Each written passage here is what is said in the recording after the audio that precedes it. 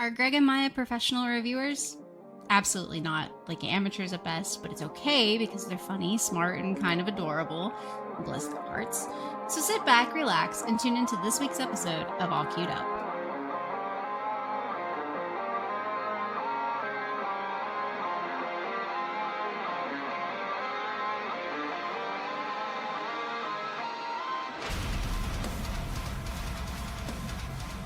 Hello, gals, guys, and non-binary pals. Welcome to All Queued Up, your review podcast about streaming service shows. On today's show, episode 7 of Percy Jackson, a documentary on HBO Max called Time Bomb Y2K, and I have two topics to bring up on this show today. It's the Pal World controversy, which I don't know if you know anything about that, Maya, but it's kind of interesting, and WWE on Netflix. But first, I'm Greg, that's Maya. How's your week been, Maya? Pretty good. I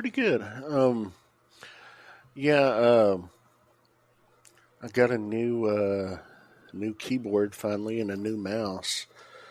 That's because I had been using the same mouse for like 12 years or so, and it was just shot. And my keyboard was about as old as well, and it quit working entirely. And it was one of those big split level ergonomic keyboards where they're split in the middle and the keys are on each side, and you can hold your hands and rest your hands on it. And Microsoft didn't make them anymore, and they were like anywhere from $40 to $60 brand new back then. But now you can't find them because they don't make them anymore. And I was looking for that brand because it was familiar. And naturally, people are wanting to sell them for like $400 and $500. But I found a off-brand one. It's nice. The keys, like I'm hitting the keys right now. Can you hear that? No, I cannot. It's a very quiet keyboard. Very quiet keyboard, low profile keys, backlit with LEDs. So you can change the color of it. So my mouse and keyboard and tower all match with blue lights. Because that's cool. Got some other shit. Got a new skirmish game today, Aliens. Another glorious day in the core. It comes with 16 alien miniatures and Ripley, Newt, and 5 of the Space Marines from Aliens. And they're on sprues, so you have to build them, paint them.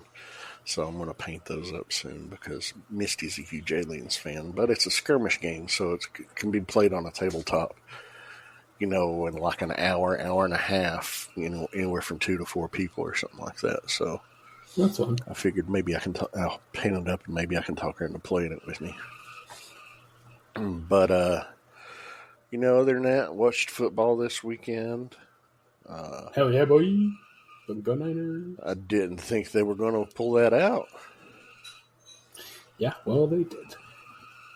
Yeah, you were messaging me like 3 minutes to go in the game. I'm going to throw up. I was that's because I was sweating it, dude. Like, I was like, we're going to fucking lose this shit. God damn it. Like, I was so calm. Because if you look at that game, I'm going to be honest with you. As much as I'm a Niner fan, they should have lost that shit. Like, they should have. Fucking got lucky on that last drive. Very lucky. But at the end of the day, I expected Kansas City to win. They did. Josh Allen is never going to be able to beat Patrick Mahomes at this rate. He's just not. I expected Detroit to win. I expected Baltimore to win. I didn't know what to expect with San Francisco and Green Bay after Green Bay's showing against Dallas. And, Green Bay played a good, tough game. But now we got the conference championships this Sunday. And then 2 weeks from then we'll have the Super Bowl. So I'm really looking forward to that. It's going to be fun. This Sunday, I mean. Other than that, just got some materials in to finally finish up my Black Series shelves plural. Do some painting. You know, the snow finally started melting today. Yesterday it got up to 37 degrees, so the snow started to melt a little bit. But today it hit 67 degrees, and the snow melted a lot. And Misty got the car back up in the fucking driveway here. You know, it'd been at the bottom of the hill. Well, hell, for a week it was stuck on the hill, and it kind of slid a little bit, and she couldn't get all the way up. So it was, yeah, we're recording. Be gone. I love you. Shake that butt. Be gone. Ooh, what a wiggle. Sorry, but yeah, it was stuck on the side. I fuck your wife later? Huh? I will. Anyway, the car was stuck on the hill for like a week. And then, you know, she couldn't get it back up the hill until today. And the snow melted. We had almost 12 inches of snow. Between the two snowfalls, we got like 8 inches the first time and another 4 dumped on top of that. So, now there's a lot of mud. And it's supposed to start raining tonight and rain very heavy tomorrow and the next day. So all that moisture is already in the ground. So I anticipate floods. But we live on a hill. Although we do have to cross a bridge. And the creek, a couple weeks ago when it rained for several days, it was like the water was up touching the bridge. You know, and it's an old school, like, wooden bridge. You know, it's sturdy, it's strong, but it's low. So we might get rained in instead of snowed in this time. But yeah, other than that, just been painting, playing some games, watching YouTube videos. You know, the usual. How has your week been? Busy for the most part. I ended up watching all of the show Ted. You can find out Peacock. I've been telling Maya about it for like 3 or 4 days now, but it's genuinely one of the funnier things I've ever seen. If you're kind of at that point where you're like, nah, I don't really like Family Guy or American Dad, and you haven't really seen anything from Seth MacFarlane that catches your interest, trust me with Ted. It's a bit different. It's really fucking fun. So I give it a shot. See, that's the thing. I watched the entire first season of Family Guy and I never laughed once. It's not quite like Family Guy. I've tried American Dad.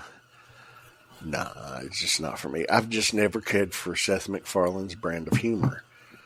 Now, if this is different than his normal brand of humor, I'll watch the first episode.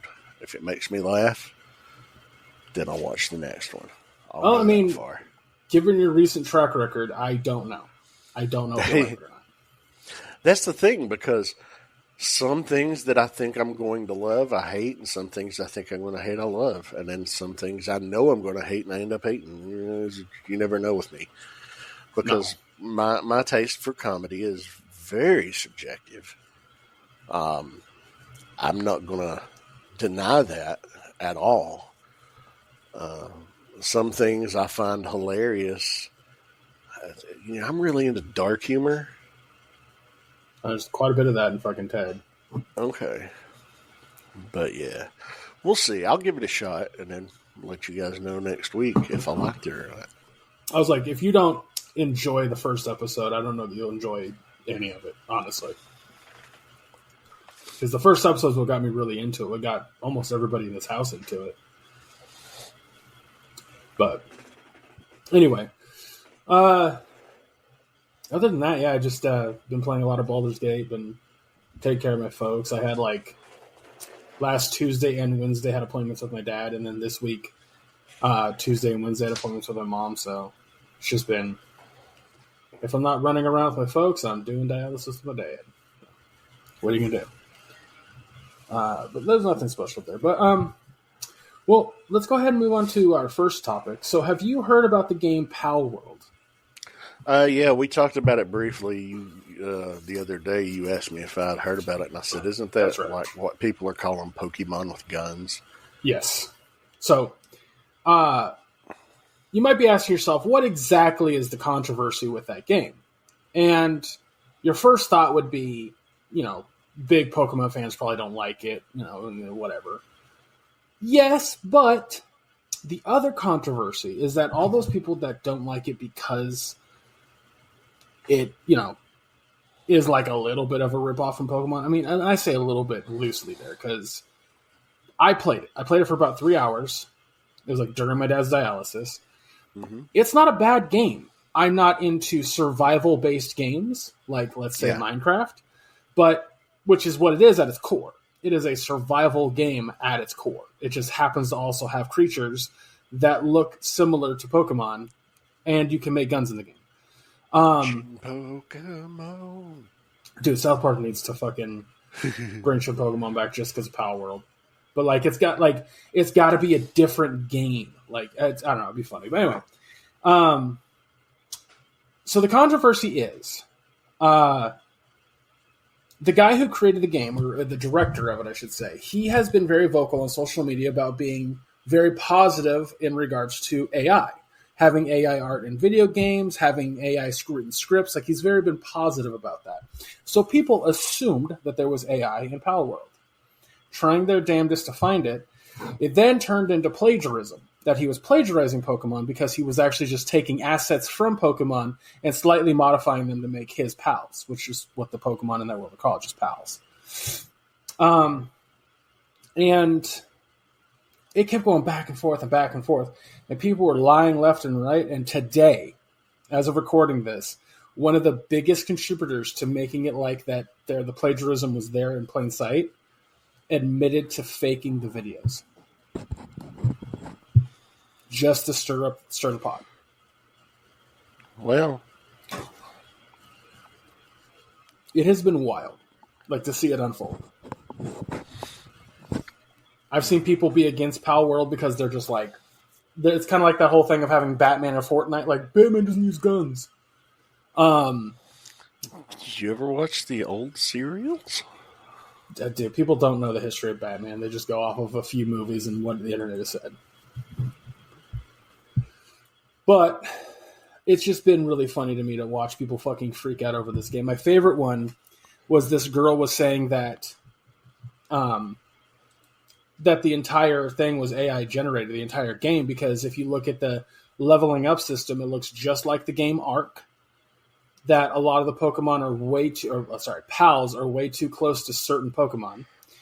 And that nothing in the game is original and just assets pulled from other people's creations on through Unreal Engine 3. Mm-hmm. When it was revealed with evidence that was not the case, she didn't stop. And when someone confronted her about it on Twitter, she just goes, "Look, I'm just against these creatures like Pokemon using guns. It just doesn't make any sense, and I don't want the game to exist." It's been insane. It's okay to not like something, but to crusade and make up shit. Yeah. To try to get shit, deplatformed is ridiculous. Very much so. It has been, since the game came out Friday, it's been a trip watching it on social media. It really, really has. The ups and downs of it, is this game made with it? Because at first I was like, oh, interesting, I'll keep an eye on this. If it turns out the first 4 days it sold 6 million plus copies. Well, from my angle, people are sitting there shitting on fucking Game Freak and the Pokemon Company because they just keep shitting out garbage games. Games that don't have a lot of thought, they just almost feel like a cash grab. And then the second that a game comes out that could be a direct competitor to Pokemon, people are like, don't fuck with my multi-billion-dollar company. It was fucking odd. And then I see it might be using AI art, which I'm personally against. It might have stolen assets from Pokemon, which I'd be very much against, because that's just art theft. And then so I kept an eye on that. And then when it turned out that it was wrong, with evidence, I was like, okay, so the game's fine. Y'all are making a big stink about nothing. But it won't end. It's like now people are just like, if you play the game, you're a fucking terrible person because you're shooting cute creatures with guns. And I'm like, you don't get to make those guns for a long fucking time in the game. Have they ever not played, shooting kittens or whatever it is, exploding kittens? Oh, I'd probably not. Like, that's the thing. There are tons of games that come out all the fucking time that are either A, direct ripoffs, or B, made to look like other games. Like, that same company that made Palworld made another game that looks very similar to, what the fuck is the name of that game? It's a Metroidvania. It's very good. Like, you play a bug. Hold on, I'm looking it up. I'm not sure. I know, you'll know that you've probably heard the name with bug. Maybe. Creatures. Hollow Knight. Oh. I've heard of Hollow Knight, but I've never played Hollow Knight. It's a very, very good Metroidvania.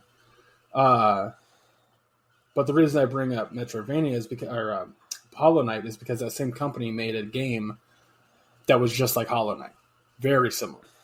Like borderline similar art style. Different characters entirely. Very similar though. And nobody said a fucking word.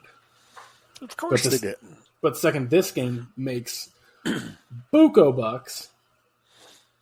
All these Pokemon fans are just like, Ree! And I'm like, y'all need to fucking relax.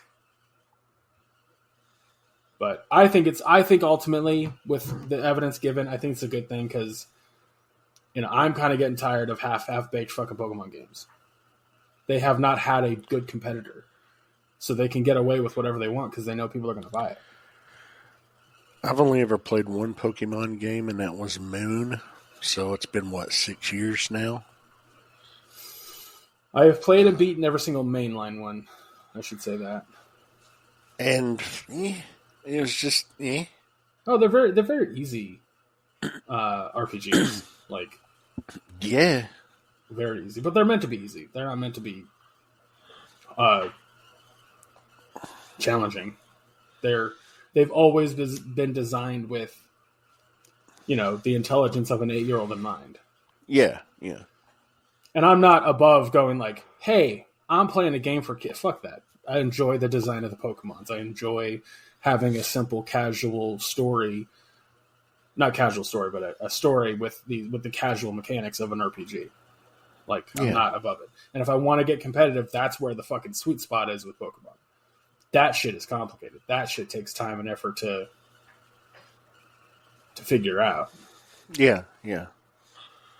But anyway, I just want to bring that up because I thought it was fascinating. But the other topic we have is, and all I wrote from my notes was WWE on Netflix. Yeah, so this was announced early yesterday morning at 6 a.m. Eastern time yesterday morning. And I sent you a message linking to the Variety article before you even got out of bed. And what was funny, as soon as you rolled over, you messaged me. I messaged you on Facebook Messenger, and you messaged me through Instagram the same thing about 3 hours later. I was like, check your messenger.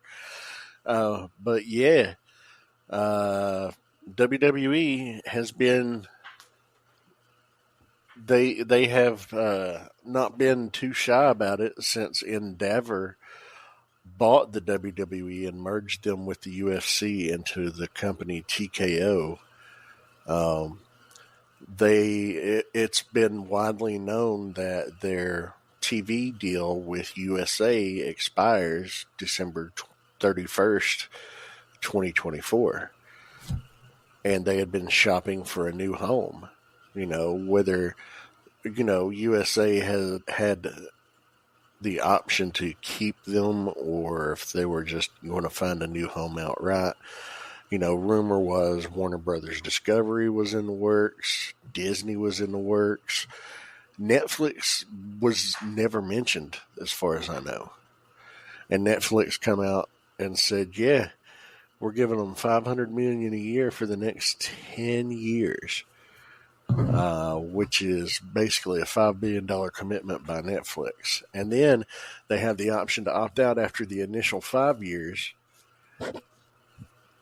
and to extend for an additional 10 years after the fucking deal.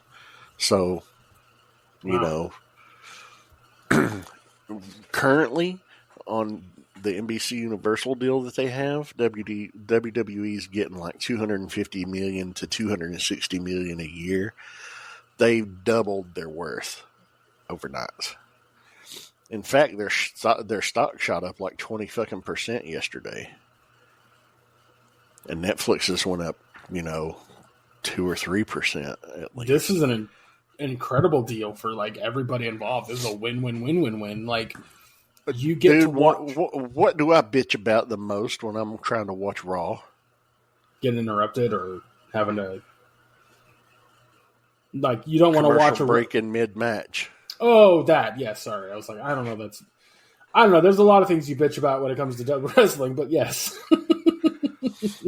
Well, but if I'm going to watch a show about wrestling, I want to see all of the fucking wrestling. Don't go to commercial breaks at 60 seconds into a match and then come back for 3 minutes and then go to another fucking commercial break and then come back for the last 2 or 3 minutes of a match.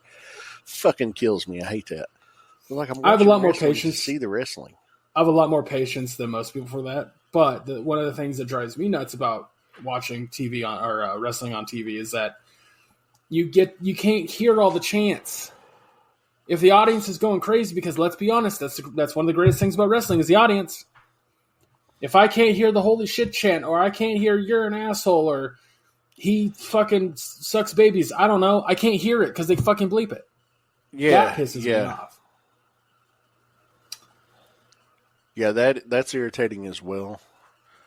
But the option that we'll be able to see everything. Now, and here's the thing. Since they're going to be streaming exclusively on Netflix, they won't have to have the extended 3 and 4 minute entrances where a guy comes out to his entrance and then it cuts to commercial break. And while it's in commercial break, his entrance music just keeps playing and looping for 3 or 4 fucking minutes. We won't have that anymore. It makes me wonder, are they going to stay in a 3-hour format or are they going to go back to 2-hour format? Well, the thing I question is, like, there's a positive angle of getting to watch the broadcast later. But are they still going to air it live like they do with, like, and I quotation fingers live? Because, like, there have been a few moments that I'll be watching Raw or I'll be watching SmackDown, and they bring out a wrestler that I just do not like, don't care about their story, want to fast forward. Nia Jax. And am I going to be able to fast forward through it? Am I still going to have to sit and watch it? You know what I mean? It's going to be interesting. I think that it is going to air live with immediate replay starting, thereafter. I don't know. But, they're saying it's our first foray in, Netflix is saying it's our first foray into live sports streaming. So. Yeah, okay. I didn't catch that, but. The first thing they ever, back in March of last year, they debuted their first ever live event with the Chris Rock Selective Outrage special. And then in April, they followed up with a live Love is Blind reunion special.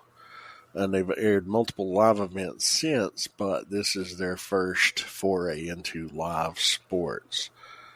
So that's what they're looking for. So I'm going to assume that they'll still stay on Monday nights and it'll be live starting at 8 p.m. But for the benefit of people who can't watch Raw on the network in, like, say, Europe, they have to either pay for a very expensive channel or wait 4 weeks for it to show up on Peacock.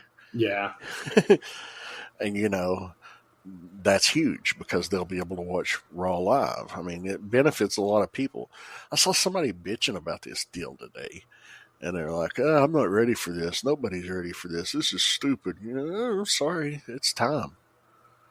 It's time. Yeah. There are multiple fucking wrestling promotions that are basically on an online viewing streaming model. They don't have TV homes, Yeah. It's going to be nice. It's going to be really nice to be able to watch everything WWE on one thing. Like you used to be able to with the network. well, that's what I mean is that like Raw's on USA, SmackDown's on Fox, and then the PLEs are on Peacock. And it's like, yeah, it's just kind of annoying. Well, SmackDown comes to USA in October of this year, and it'll stay on USA.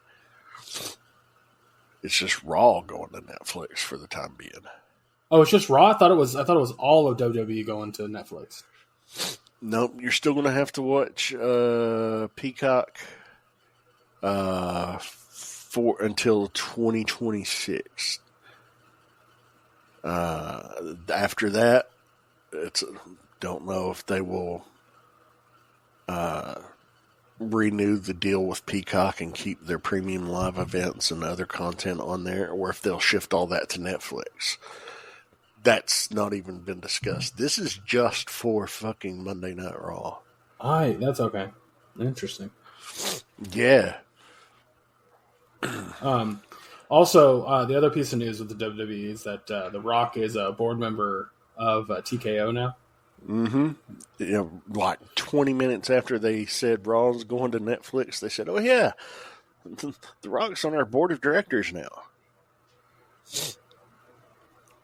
So that's good. Personally, that's good. We got Triple H in charge of creative over at WWE. We got The Rock in charge of, or not in charge, but he's on the board of directors for everything going forward with everything TK owns, but WWE as well. So I think we're going to hit this new, like, fun wrestling without Vince there, without, like, I think I'm excited for the future of WWE personally, but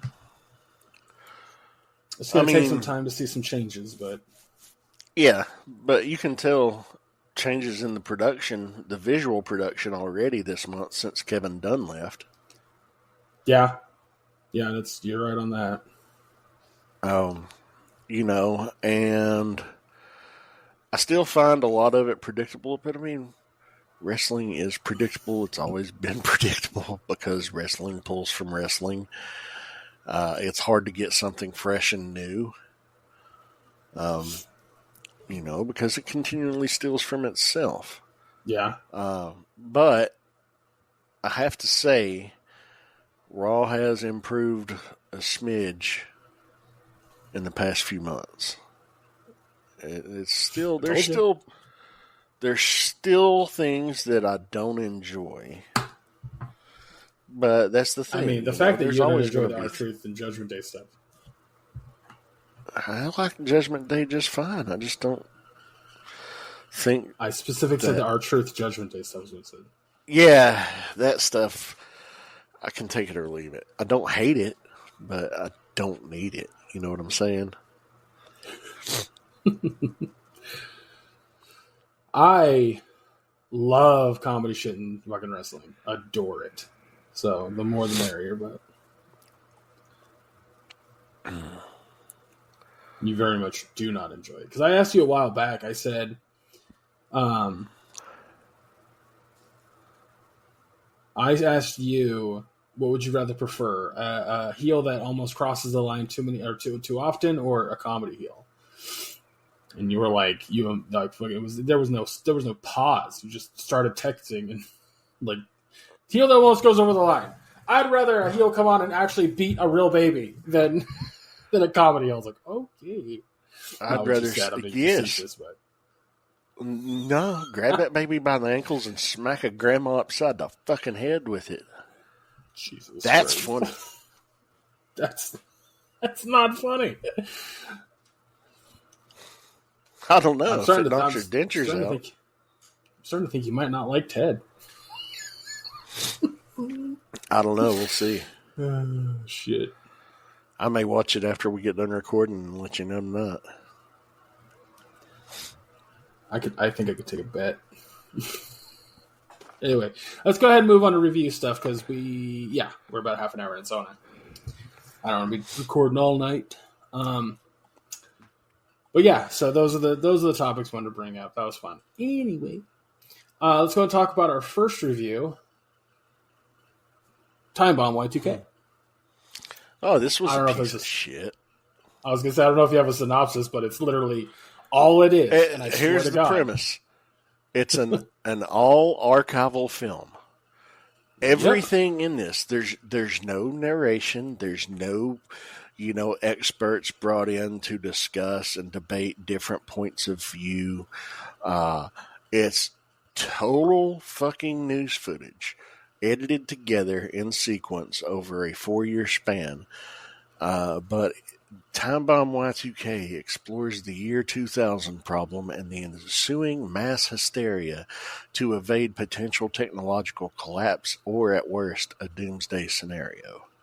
I wanted so badly, what I wanted from this documentary so badly was to interview people who had gone through that time period and were the types of people that feared for the country because of the Y2K supposed bug. And I wanted to see how they were living their life now, what was going on. Like they show people being full on doomsday preppers. And I'm like, man, find that person and talk to them today. Yeah. Like none of that. Like that one lady, they did they sold off her business, bought a fucking plot of land and started living off of the fucking land and off of the fucking grid.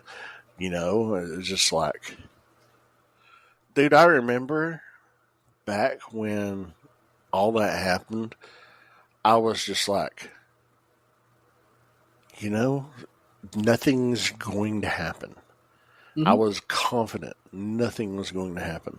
The girl I was dating at the time was terrified that fucking the bombs were going to start dropping on us at the fucking stroke of midnight.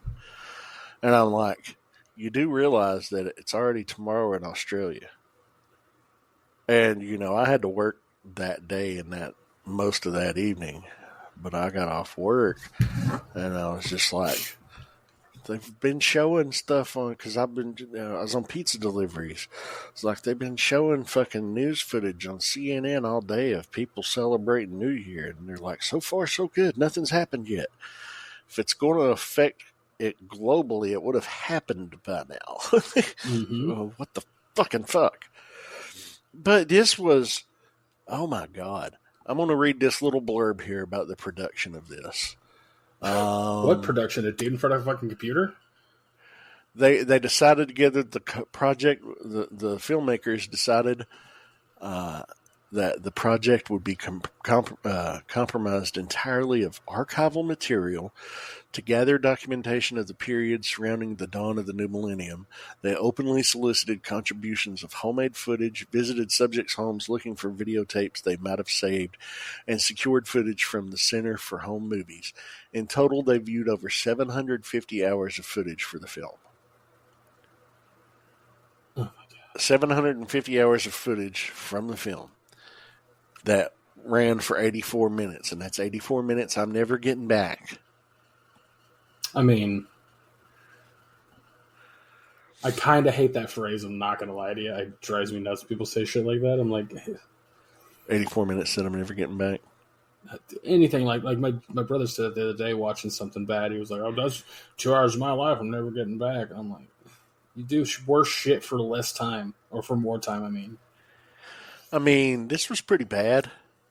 But no, I get what you're saying. It wasn't. I just that phrase drives me nuts as much. It's a turn of phrase.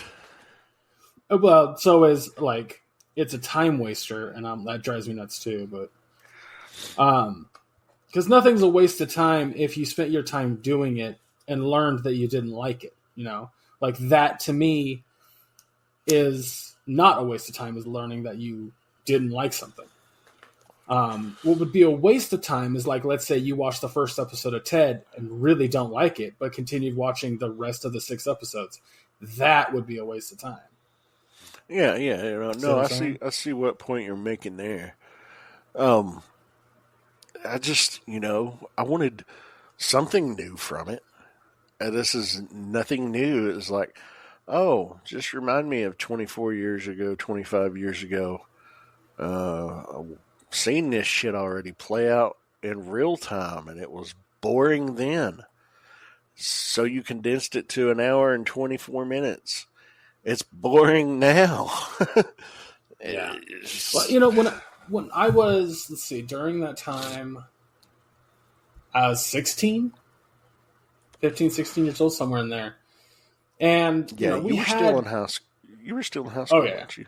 oh yeah, oh yeah. Because I became 18 in 2001, so I'd have been 17. Um, Yeah, I think we but talked about that. You were almost 17 when the year 2000. You were still 16, almost 17. yes, you're right. Yeah, I was trying to do the math. I'm terrible with that shit. Anyway, so 16. I remember in classes and stuff, I'm talking to certain teachers, and they're like, it's not going to happen. So the way that the system was set up was that it only took in the last two digits. So what's going to happen in the new year is just going to go from the year 99 to the year 00. That's it. That's Yeah. all it's going to do. It's not going to shut down because it thinks it's 100 years in the past or what the fuck ever. Like, nothing's going to happen. There is no bug. It's all speculative, and nobody really knows what's going to happen. So anybody that's freaking out needs to honestly chill out. And I was like, okay. So I tell Dude, my mom that. I know people that went and withdrew every cent they had from their bank accounts and everything. Jesus. That's fucking unreal. But you were telling your mom. Yeah, I was like, I went to a New Year's party that evening with the, whatever. And she's like, well, what if everything shuts off and you're not home? And I was like, nothing's going to shut off. It's going to be fine. And she's like, well, how do you know? And I'm like, because this, and this, and this. And she goes, well, how do they know? And I'm like, okay, do whatever you want to do, Mom. I'm going to this party. Like, I'm not going to sit here and argue with you about me going to the party because you're scared of my safety. And I remember getting home the next day and saying, well, why didn't something happen?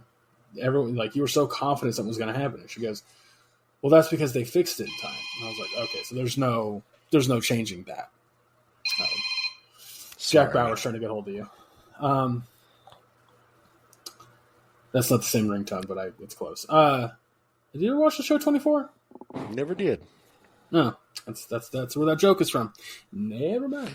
Well, I knew who Jack Bauer was. Okay. Fair enough. That show was a hot thing for like a little while there. But yeah, it was just like, and weeks and months went by, and nothing continued to happen. There were still people that were terrified something was going to happen, or something did happen, we just didn't know it, or whatever.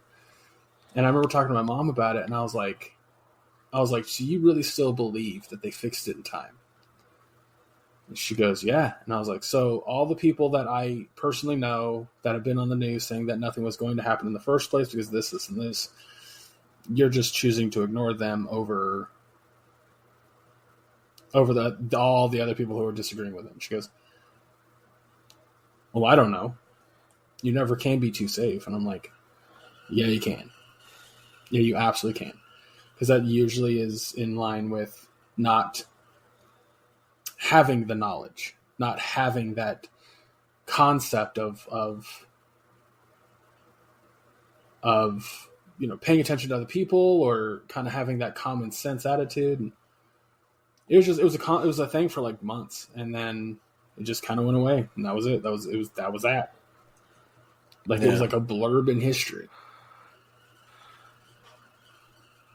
But I remember very distinctly, like, all the news, everyone talking about it like it was going to be a thing, and then the most depressing or disappointing part of it was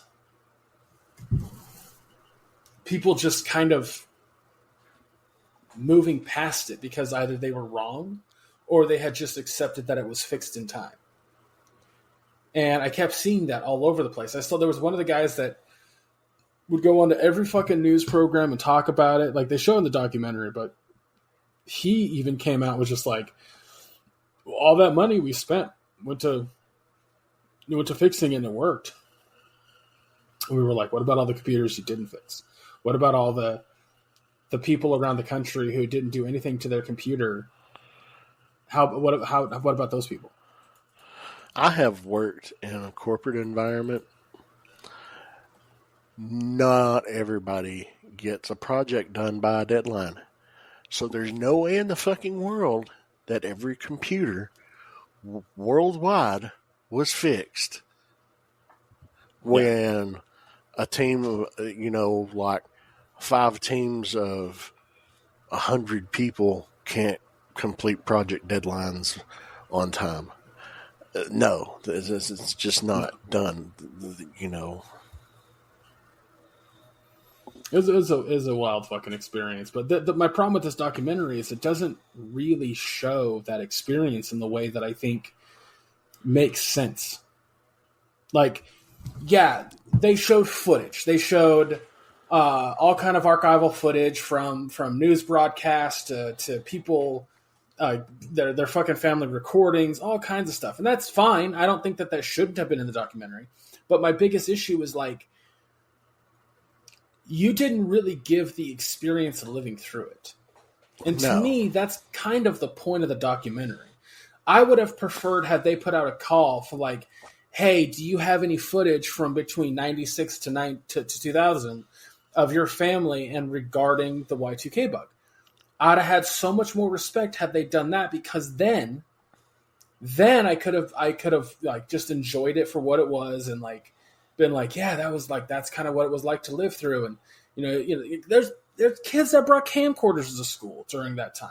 There's families doing all sorts of shit. There had to be more conversations than just news archives. Like, it just doesn't. This documentary does not, to me, properly. It brings no juxtaposition. Yeah. And again, I think the biggest lacking thing from this is, like, the people that were the biggest, hey, Y2K is gonna happen. Why couldn't we find any of those people to talk to?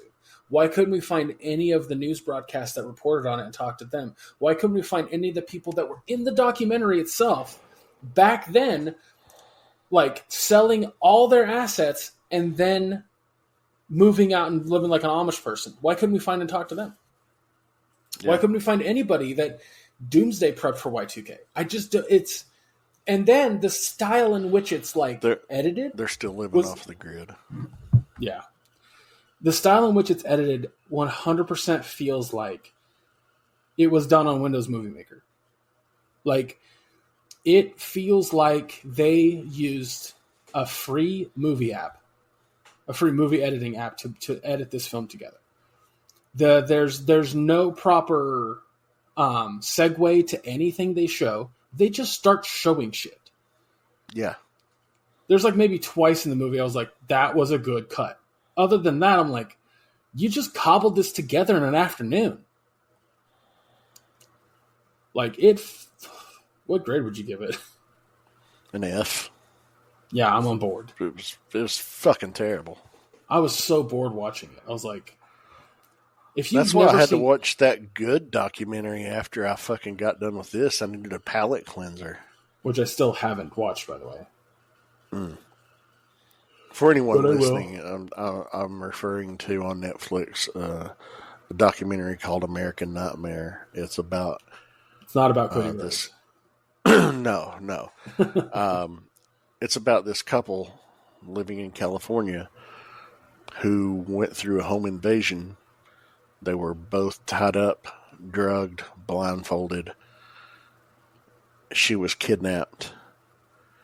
He went to the police about it the next day after, the sedatives wore off and he came to. And, of course, he was a prime suspect. And then she shows up 2 days later at her childhood home 400 miles away. And the fallout from that. And the police not believing either one of them. And, yeah, it's fucking fascinating. Yeah, I know. And I'm going to watch it. The reason I haven't, I told you why, but it kind of pissed me off. It kind of upset me. I was like, wait a minute. Yeah. But I do want to watch that one because I vaguely remember it. Because I lived. It's a big California story. So yeah, and it was but early my mom claims 2015. my mom claims she remembered it front way and back way. So, but anyway, but yeah, it's a fucking shit documentary. If you plan on watching it, just fucking skip it. If you lived through it, there's no need to watch this piece of shit. Straight up. Yeah, yeah. Watch American Nightmare on Netflix instead. You'll enjoy yourself. And it's 3 episodes. They're about 50 minutes apiece. Nice evening. You know. I recommend it. Don't recommend Time Bomb Y2K. Yeah, no, fuck it. Well, let's go ahead and talk about the penultimate episode to season 1 of Percy Jackson and the Olympians. Yeah, this one was titled We Find Out the Truth, sort of. It opens up with present day. We see Percy going into a waterbed store, and he confronts Procrustes, who wanted to be referred to as Krusty. Basically, he and Annabeth trick him and gain access to his secret passage into the underworld. There, along with Grover, they encounter Charon, who summons Cerberus. Annabeth tames the dog, allowing them to escape, but Grover realizes that he's lost his pearl. They come across the fields of Asphodel. Annabeth becomes stuck and has to use her pearl to exit the underworld. After reaching Tartarus, Grover is nearly pulled into the pit by the flying shoes that were gifted to them, with Percy then discovering the Master Bolt in his gifted backpack. Percy and Grover realize that Ares had the bolt all along and gave it to them. They continue to Hades' palace, and Hades offers to return Percy's mother Sally if Percy gives him his Helm of Darkness, which was also stolen. Percy realized that Kronos organized the thefts due to his long-standing grudge against his children. Hades offers to protect them in exchange for the bolt, but Percy refuses to use their pearls and are brought to Montauk, where they reunite with Annabeth before being confronted by Ares on the beach. In flashbacks, we see Sally bringing young Percy to his new school. Overwhelmed due to Percy struggling with abandonment and beginning to see mythical creatures, Sally contacts Poseidon, who dissuades her from taking Percy to Camp Half-Blood so he can forge his own identity. And I was like, holy shit. The actor is playing Poseidon is the same actor who played the Father John Robinson on the Netflix Lost in Space series. I was like, oh, I like him. Toby Stevens. Yeah. Good actor. I had to look him up because I was like, he looks so fucking familiar. Yeah. But, yeah, no, this episode was a lot of fun. This was an interesting episode. I think one of my questions... Go ahead. One of my big questions regarding this show is, like, Percy, I know he's a demigod, but he's still also just a kid. And, like, the last shot of the episode is, like, Ares running up on him, right? Or not running, I guess he's more walking. But, like... Getting ready to throw down, though, clearly. Oh, 100%. So, like, we're talking about, like, the gods. Like, they aren't half gods, they're full gods. Like, how far is Ares going to go? Like, does Ares want this war? I mean, it makes sense. He's the god of war. But there's just, like, who has the helm of Hades? Like, what is happening? There's so many wheels turning or cogs being, there's so many cogs that are working together in the background of this show. Everything is being revealed to us through Percy. Yeah. So I really hope the final episode kind of ties it together. It's basically like, obviously, obviously Kronos is doing everything to get his revenge. But it's like, they go meet, oh my God, why can't I remember Lin-Manuel's character? Can't remember his goddamn name. You mean Hermes? Hermes. Thank you. I knew it started with an H, but fuck. Like, how much does Hermes know? Hemorrhoids, Hermes. Oh, I was way off. Oh yes, the god of painful hemorrhaging. I just I want to know what each character knows more. I want to know how much, because we got that final shot where we meet Poseidon for the first time when Percy was a kid, and it's why is there a restriction for the gods to help their kids? What restriction is there for Poseidon? I don't understand that part. And it's... I don't know. That I'm sure that'll be explained. I don't know if that'll all be explained in the next and final episode of the first season. But, you brought up a good point where everything is revealed through Percy's eyes. Right. We're finding out these things when Percy finds them out. My only real nitpick with the show has been the pacing of the show, how it's edited. It's they really just, it's point A, point B, point C, point D, E, F. There we are. Now you find something out. And then, okay, point 1, point 2, point 3, point 4, point 5. Oh, now we find something else out. Okay. It's the way... I wonder if the books are that fast-paced, if they leave out, minor details, because I think with a little bit of padding, this could be a longer series, but do you find a problem with the pacing? Do you think it's a little too fast-paced at times, or is it just me? No, it is a little fast-paced. I think that, they're adapting from a novel. Granted, it's a short novel. I actually found the 5 primary books before the new ones that came out last year and supposedly one this year at Walmart for $30, all 5 of them, in a little book. Did you pick them up? No, I didn't have $30 on me. Oh well. But it also did have the newer one too. But from what I understand, the books are a bit slower. It goes through Percy's kind of thought process quicker, or not quicker, but more often than the show does. And I get why, because it's a show. You can't really stop and just have an inner monologue with the fucking main character. It doesn't make any sense. But I think that there are... So, the pacing of this episode was fine. I saw nothing wrong with the pacing of this episode. But if you tie the pacing of this episode with the last episode, it doesn't match. You know what I mean? Yeah. Does that make sense? No. That was something I was ruminating on when you had to drop out. I was saying to myself out loud, I wonder, it feels like this episode is more faster paced than prior episodes, but it really stood out in this episode compared to the others. Yeah. I mean, there are strange issues when it comes to explaining who and what things are, because a character will be introduced and the kids just go, "You're blah, blah, blah." And I'm like, that is such a fucking, teen fantasy novel thing to do.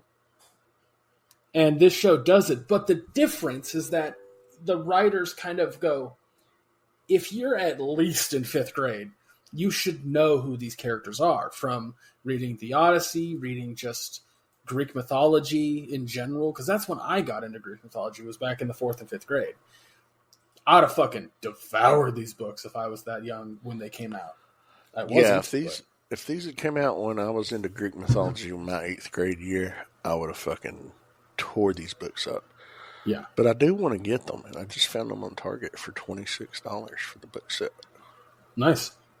That's pretty good. But yeah, it's just, I think...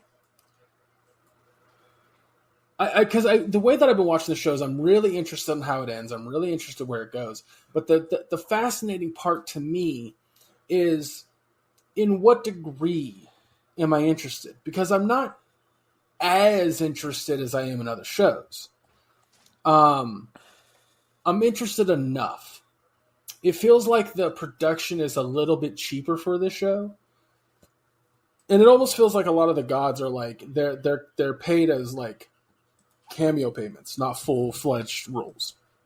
Yeah. Which is fine. That makes sense. You know what they come in for, like Edge or Adam Copeland or Lin-Manuel Miranda. Blah blah blah blah. But it's I don't know. Like, I'm enjoying it. I'm having a good time. But nothing I've seen so far has risen above a B.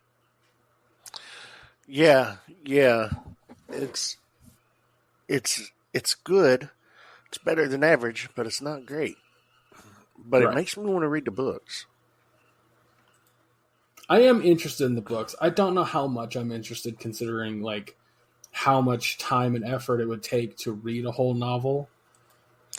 Yeah, and I've With got everything 10 else books I I got. got to read that are waiting on me. I've got over 200 miniatures I got to paint. I got... The last time I got inspired to read an entire set of novels was after I watched the first Hunger Games movie. I really I got into that world. I was like, what the fuck is this in the third book? Ass. Just garbage on garbage. Anyway. I couldn't even make it through the first movie. See, I was interested in this world that existed where, they put kids through a death fucking trial thing and the last one survived. Like, I was like, what the fuck? Like, this is fascinating. So I went and saw the movie and I was like, oh, like, I'm even more fascinated in the world of Panam. I got to know more. So I go get the first book, I read it, and I'm like, that's really cool. Like, it's all from the perspective of Katniss, and she wants to survive. And the second book was just more of the same, but it kind of expanded on the world a little bit more. And then the third book was like, now that she's in the camp with the rebels, she's going to be concentrated on boys. And I'm like, oh, for fuck's sake. So, but because again, as I told you before, the book or the fucking first two books, she couldn't care less about boys. She just wanted to make sure the people she cared about survived. That's it. Yeah. And then the fucking ending of that third book is so goddamn awful. Anyway, I'm getting distracted because of how much I hate the fucking novels of that. Or the third novel. Okay. It happens. It does. But yeah, with the show, like, it's all been very serviceable. It's been entertaining. I have no intention of watching it again, and I don't think I've recommended it to anybody, which is odd because it's not a bad show. It's definitely for a very specific age group, or at least built that way. Yeah. But I get that. I might give it a rewatch again down the line, but not in the immediate future. But I'm enjoying it enough. Yeah. I mean, that's why I say, like, none of the episodes have gone above a B for me. I think I might have given one at a little higher grade, but I think I gave one an A. I'm not sure. Maybe a couple, but this one wasn't A level. It was like B plus at best. Yeah, I think about I really enjoy aspects of it. Like I told you last week, like I've read the Odyssey multiple times. Well, let me rephrase that. I've read the Odyssey, then read the graphic novel that I'd found of the Odyssey. So there's that. Gotcha. But when they tie in certain mythological lore in with what's going on with the characters, that's the stuff I really fucking enjoy. Yeah, exactly. The lore is good. The lore is really good. This show does something very fucking similar to God of War. And that's, they introduce a mythological character, and you're thinking like, oh, this motherfucker's powerful. He's going to have this amazing voice. He's just like, hey, friends, how's it going? And you're like, oh, okay. You know what I mean? Oh, like, talking about Hades. Just any of them, really. Like, yeah. Well, yeah. Because I go back to God of War Ragnarok. I don't know if you played that. You didn't play any. I haven't played any. There's a god in Norse mythology that is basically like the creator of Mjolnir and whatnot. Like, he has the the medals to do it. He creates all. He's supposed to be like creates all the fucking people for Valhalla or for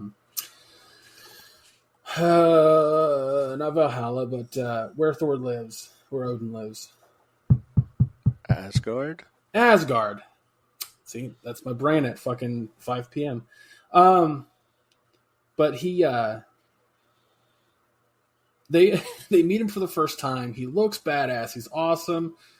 But when he speaks, he's just like, "Hey guys, no, I'm not going to do that for you because that's not who I am now." I'm like, all right, neat. It's funny. Like the games are great. Like I'm not trying to deter. Like the games are fucking fantastic. You need to play them. Yeah, you don't even need to play the first like 3 God of War games that came out on the PS2 and later PS3. You just need to play fucking God of War and God of War Ragnarok, really. And when I say need, I fucking mean it. I'll think about it. I'll think about it. And you know how much shit I've got to play? I know. Those games are short. Unless you're trying to 100% them, which you tend to do. I tend to do that. You could just not for God of War and just play it. I mean, I don't know.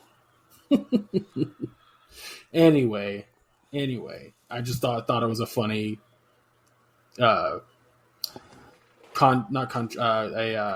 coincidence that both of those do the same thing with the gods. Anyway, the show's good. It's not great. I'm enjoying myself. I'm excited for next week to see how it pans out because I'll admit, did not see that it being Kronos. I was like, oh, okay. I was a little surprised. Yeah. I just hate that, like, instead of kind of showing Percy's thought process in some way, he was just like, Kronos. I was like, huh? So. Yeah. Yeah, I think editing, a little bit of editing or voiceover, flashback, what have you, just give some type of glimpse into his thought process. See how he arrives at that. But, it's not bad. Like I said, this episode I give a B+. Yeah. Same here. Visual effects are fucking outstanding. Oh, absolutely. Cerberus looked like a lot of fun. Yeah. I like that he did look like a regular ass dog with 3 heads. Because other iterations of Cerberus is like he's fiery and he's got scales and shit like that, and I'm like, that's fine. But I was like, oh man, he's just a regular ass dog. But yeah, so yeah, check out Percy Jackson if you guys want. It's fun, and next week is the finale, so ain't nothing wrong with it. But yeah, guys, I think it's gonna do it for us this week. That's gonna be it. As for right now, next week is just Percy Jackson's finale. I don't have anything else. We're not watching the new He-Man season. Does that come out next week, or does that come out Friday? Friday? Out tomorrow. Oh, okay. There you go. He-Man season 2 is it Revelations. See, I thought it was like March. He-Man.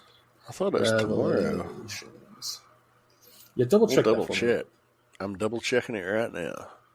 Well, while she's double checking, I can't believe I did that. I haven't done that for fucking forever. Wow. Well, yeah, I think that just happened naturally. Like I was just talking, and it happened. I didn't even think it.